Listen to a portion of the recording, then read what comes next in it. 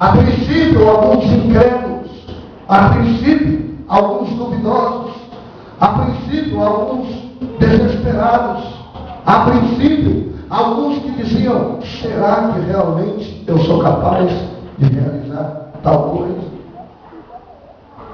Mas à medida da convivência, à medida em que eles foram caminhando, andando com Cristo, perceberam que eles estavam seguramente seguros.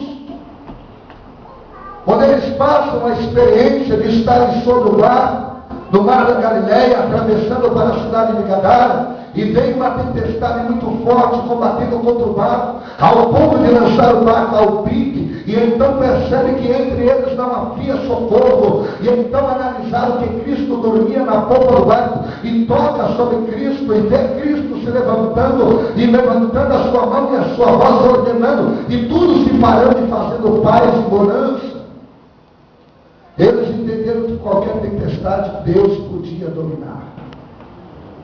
E se sentiram seguros. Quando aquele endemoniado, ele sai dali dos sepulcros, aonde ele convivia e vivia, aprisionado e oprimido, quando ele vem, a notícia que tinha na vida daquela pessoa, ou daqueles, porque outro evangelho diz que eram dois, é bem claro de informar que nem cadeias o detinha. A Bíblia vai falar que aqueles que tentaram segurá-lo para prender, eles apanharam daqueles homens endemoniados. Então, quando aquele demônio vem vindo na direção dos discípulos e de Jesus, você pode imaginar o olho arregalado dos discípulos e dizendo: meu Deus,